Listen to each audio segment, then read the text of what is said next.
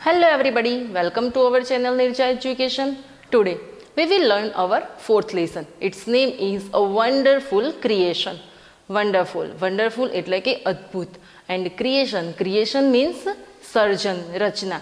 હવે આ જે લેસન છે તેમાં ગોડ ભગવાન એમણે મધરની રચના કઈ રીતે કરી છે એટલે કે માતાની રચના કઈ રીતે કરી છે તે બતાવ્યું છે.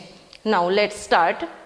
The good Lord was extremely busy that day. Good Lord એટલે કે ભગવાન, સારા ભગવાન, was extremely busy. extremely એટલે કે ખૂબ જ and busy એટલે કે વ્યસ્ત. That day. હવે એવું કહે છે કે એક દિવસ ભગવાન હતા તે બહુ જ બિઝી હતા, વ્યસ્ત હતા. He was into his 6th day of overtime. Overtime એટલે કે જે કામ કરતા હોય એનો વધારે ટાઈમ, પોતાનો ટાઈમ કાઢી અને પછી તે કામ કરવામાં આવે તે. હવે ભગવાન ઓવરટાઈમ કરતા હતા તેનો પણ 6થો દિવસ હતો. When he was working with full concentration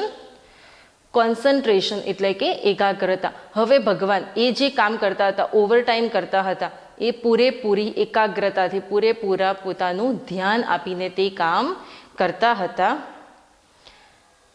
When એટલે જ્યારે. When he was working with full concentration, જ્યારે ભગવાન પૂરેપૂરું ધ્યાન આપીને એકાગ્રતાથી કામ કરતા હતા ત્યારે an angel appeared and commented. Angel એટલે કે દેવદૂત. appeared એટલે કે દેખાવું. commented એટલે કે ટીકા ટિપ્પણી કરવી કાં તો કંઈક કહેવું. હવે એ જ વખતે જ્યારે ભગવાન ધ્યાનથી એટલે કે કોન્સન્ટ્રેશન સાથે કામ કરી રહ્યા હતા ત્યારે એક દેવદૂત આવે છે, તે દેખાય છે અને પછી એ કોમેન્ટ કરે છે, કંઈક કહે છે. You are taking so much care for creating this creature. Care એટલે કે સંભાળ. ક્રિએટિંગ એટલે કે રચના કરવી એન્ડ ક્રિએચર એટલે કે જીવ. હવે એ એન્જલ આવે છે, ભગવાનને કામ કરતા દેખે છે, પછી કહે છે કે આ જીવની રચના કરવા માટે તમે બહુ જ સંભાળ રાખી રહ્યા છો તેવું એન્જલે તેમને એટલે કે ભગવાનને કહ્યું. ધેટ્સ ટ્રુ, તે સાચું છે. Said the lord. હવે ભગવાને કહ્યું કે હા, એ સાચું છે કે હું આ જીવને બનાવવા માટે બહુ ધ્યાનથી સંભાળથી તે રચના કરી રહ્યો છું, તે બનાવી રહ્યો છું. Do you want to know the details. Details એટલે કે માહિતીઓ એન્ડ નો એટલે કે જાણવું. હવે ભગવાન પૂછે છે કે શું તમારે વધુ માહિતી જાણવી છે? What are they? તે માહિતીઓ શું છે?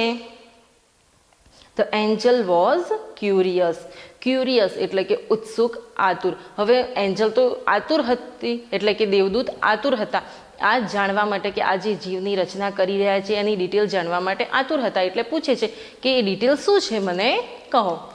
ઓલ હર પાર્ટ્સ એટલે કે અંગો. All her parts should be movable and replaceable too. Movable એટલે કે હલન ચલન કરી શકે તેવા એન્ડ રિપ્લેસેબલ એટલે કે બદલી શકાય તેવા. હવે ભગવાન કહે છે કે આ જે હું ક્રિએચર બનાવી રહ્યો છું એટલે કે જે જીવ બનાવી રહ્યો છું તેના બધા જ અંગો મૂવેબલ છે એટલે કે હલન ચલન કરી શકે તેવા છે અને સાથે એ રિપ્લેસેબલ એટલે કે તેને બદલી શકાય તેવા પણ તે છે. શી હેઝ અ લેપ. લેપ એટલે ખોળો. તેણીની પાસે, શી એટલે કે તેણીની પાસે એક ખોળો છે. ધેટ ડિસએપિયર્સ એ અદ્રશ્ય થઈ જાય છે. ડિસએપિયર્સ એટલે કે અદ્રશ્ય. When she stands up. જ્યારે તે ઊભી થાય છે. હવે ભગવાન કહે છે કે તેની પાસે એક ખોળો છે કે જ્યારે તે ઊભી થાય છે ત્યારે તે અદ્રશ્ય થઈ જાય છે. I have to Indo her with a kiss that. હવે ઇન્ડો એટલે કે આપવું. હવે કહે છે કે મારે એને આપવું જોઈએ. With a kiss that can cure everything. Cure એટલે કે ઉપચાર કરવો, કોઈ પણ દર્દ હોય એને મટાડી શકાય. એટલે કે એવું કહે છે કે એના ખાલી કિસથી જ ગમે તે દર્દ હોય તેને મટાડી શકાય એવું કંઈક મારે આપવું જોઈએ. From a broken leg to broken heart.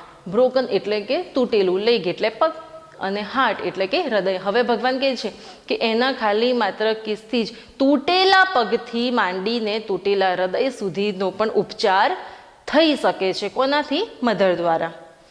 મોરેવર તદુપરાંત she has to have 6 pairs of hands. Pairs એટલે જોડિયું. હવે ભગવાન દેવદૂતને કહે છે કે સાથે સાથે મારે એને હાથની 6 જોડીઓ પણ આપવાનું હું વિચારી રહ્યો છું. સી મસ્ટ બી એબલ એટલે કે સક્ષમ હોવું. હવે કહે છે કે C must be able to run on any food available. Food એટલે ખોરાક, અવેલેબલ એટલે કે ઉપલબ્ધ. હવે ભગવાન કહે છે કે તે કોઈ પણ ખોરાક ઉપર નભી શકે તેવું હોવું જોઈએ. And should have 3 pairs of eyes. અને આંખની 3 પેર પણ હું આપવાનું વિચારું છું કે આંખની 3 જોડીઓ તેને આપું. The angel shook his head. Shook એટલે કે હલાવવું. હવે જે એન્જલ હતા, દેવદૂત હતા, તેમણે પોતાનું માથું હલાવ્યું. Slowly and sad. હવે માથું એમણે ધીરેથી હલાવ્યું. The angel shook his head slowly and said. જે દેવદૂત હતા તેમણે પોતાનું માથું ધીમેથી હલાવ્યું અને પછી કહ્યું, અ માઇટી ઇમ્પોસિબલ ટાસ્ક. માઇટી એટલે ખૂબ, ઇમ્પોસિબલ એટલે કે અશક્ય અને ટાસ્ક એટલે કે કામ. હવે દેવદૂત કહે છે કે આ તો ખૂબ અશક્ય કામ છે. આઈ સપોઝ હું ધારું છું કે આ તમે જે કહો છો કે હાથની 6 પેર આપવી, આંખની 3 જોડીઓ આપવી, આ બધું તો મારા મતે તો અશક્ય મને લાગે છે. 6 pairs ઓફ હેન્ડ્સ. હાથની 6 જોડ. નો વે. અસંભવ. એ એન્જલ કહે છે. નો, ના. These hands are not a problem for me. Problem એટલે કે સમસ્યા. હવે ભગવાન તેનો જવાબ આપતા કહે છે કે ના, હાથની જે 6 જોડીઓ છે તે મારા માટે સમસ્યા નથી. It is the 3 pairs of eyes. એટલે કે આંખની જે 3 પેર છે, 3 જોડીઓ છે તે. That the mothers have to have. એટલે કે માતાઓને આંખની જે 3 પેર હોવી જોઈએ, આંખની 3 જોડીઓ હોવી જોઈએ, તે મારા માટે સમસ્યા છે. Lord looked પઝલ્ડ.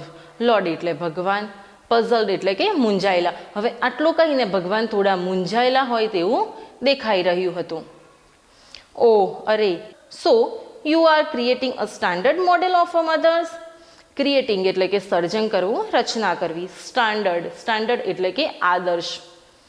મોડેલ એટલે મૂર્તિ. હવે જે એન્જલ છે, દેવદૂત છે, એ પૂછે છે કે હા બરાબર, એટલે કે તમે હવે માતાઓની આદર્શ મૂર્તિનું સર્જન કરી રહ્યા છો, તેની રચના કરી રહ્યા છો.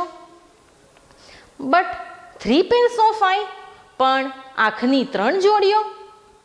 Vote for. શા માટે. ધ એન્જલ ગોટ ઇન્ટરેસ્ટેડ એટલે કે રસ પડવું. હવે આ બાબતમાં જે એન્જલ હતા, દેવદૂત હતા, તેમને રસ પડવા માંડ્યો. 1 pair ધેટ. હવે જે એક પેર છે એ.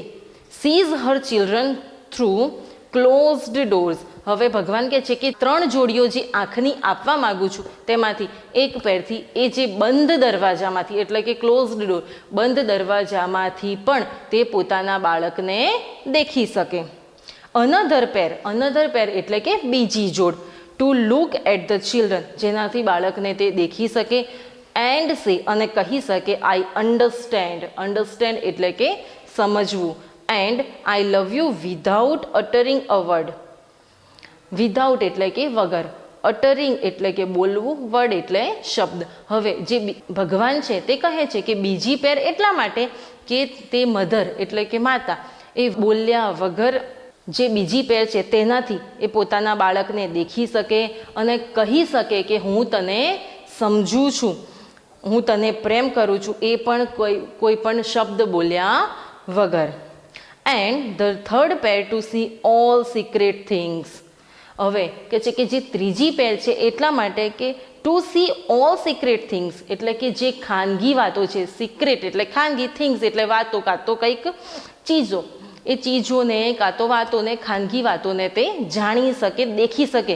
વિધાઉટ ઓપનિંગ ધેમ એટલે કે વિધાઉટ એટલે વગર, એની આંખો ખોલ્યા વગર પણ તેને ખાનગી વાતોને જોઈ શકે. એ માટે આ રીતે હું 3 પેર આંખોની આપવા માંગુ છું. Lord requested the Angel.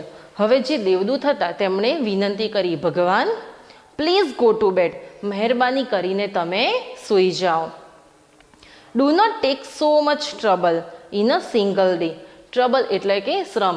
હવે એ જે દેવદૂત હતા એ ભગવાનને વિનંતી કરતા કહે છે કે ભગવાન હવે તમે સૂઈ જાઓ, સિંગલ ડે એટલે કે એક જ દિવસમાં તમે આટલો બધો શ્રમ ના કરો, તેવી તે ભગવાનને વિનંતી કરે છે.